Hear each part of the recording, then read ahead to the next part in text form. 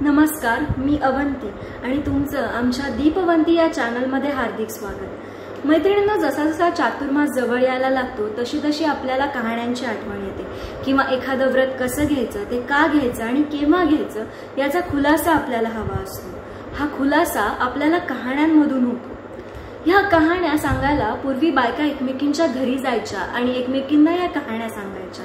पण जसा जसा काळ बदलला तशा तशा प्रत्येक गोष्टी बदलत गेल्या आणि एकमेकींकडे कहाण्या सांगायला जाणाऱ्या बायकांची संख्या कमी होत गेली। पण ह्या व्हिडिओच्या माध्यमातून मी आणि माझ्या सासूबाई म्हणजेच दीपाली आणि अवंती म्हणजेच आम्ही दीपवंती ह्या कहाण्या तुमच्या समोर आणण्याचा प्रयत्न करतोय। तर कहाण्या म्हणजे काय किंवा कहाणीच्या सुरुवातीला जे आटपाट नगर होतं म्हटलं जातं किंवा शेवटी 60 उत्तरांची कहाणी 5 उत्तरी सुफळ संपूर्ण असं जे म्हटलं जातं, तर ते का म्हटलं जातं हे मी या व्हिडिओमध्ये आज तुम्हाला सांगणार आहे। आणि कहाणी मागची जी पार्श्वभूमी आहे की कहाण्या कशा जन्मल्या किंवा कहाण्यांमागे काय व्ह्यू होता हे आजच्या व्हिडिओतून मी तुम्हाला सांगणार आहे। तर कहाणी हा लोकवाङ्मयाचा एक प्रकार आहे। धार्मिक भावनेवर आधारलेली लोककथा म्हणजेच कहाणी। व्रतवैकल्याच्या निमित्ताने सांगितली जाणारी गोष्ट म्हणजे कहाणी। श्रद्धेने आचरणात येणाऱ्या व्रताची फलनिष्पत्ती सांगणे हा कहाणीचा उद्देश असतो। चातुर्मासात आचरणात आणायची जी जी व्रत आहेत, जी जी नियम आहेत, ती केव्हा, कशी आणि का घ्यायची याचा खुलासा या कहाण्यांमध्ये असतो। काही कहाण्या देवदेवतांचे महात्म्य सांगणाऱ्या आहेत। कहाणी हा लोकवाङ्मयाचा प्रकार असल्यानं त्याचा समावेश अभिजात ललित वाङ्मयात केला जातो।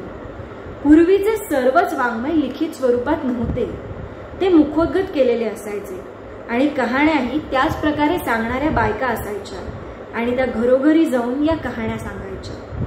अशा तऱ्हेने कहाण्या सांगितल्या गेल्यामुळे त्यांचे स्वरूप मुखोद्गत करण्यात सोपे असेच दिसतं। म्हणजे छोटी छोटी आणि सुटसुटीत वाक्य आणि त्या वाक्यांना एक प्रकारची लयबद्धता।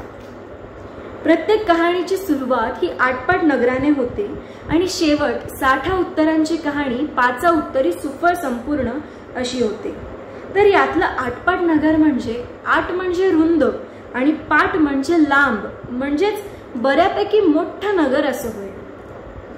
आपले सर्व पौराणिक वाङ्मय हे उत्तरांच्या स्वरूपात लिहिले गेलेत, म्हणजे कुणीतरी प्रश्न विचारल्यावर त्याचं उत्तर म्हणून या हकीकती सांगितल्या आहेत आणि ह्या कथा संक्षिप्त करून 5 उत्तरात आणलेल्या आहेत। तर प्रत्येक कहाणीच्या सुरुवातीला आपण गणपतीची कहाणी ऐकतो, तर फक्त गणपतीचीच कहाणी ही संक्षिप्त केलेली नसल्या कारणाने ती 5 उत्तरांची कहाणी 5 उत्तरी सुफळ संपूर्ण असाच त्याचा पूर्वीचा पाठ आहे। आपण याच्या पुढच्या व्हिडिओमध्ये गणपतीची कहाणी ऐकणारच आहोत, पण त्याआधी आमच्या दीपवंती या चॅनलला लाईक, शेअर आणि सबस्क्राईब करा। धन्यवाद।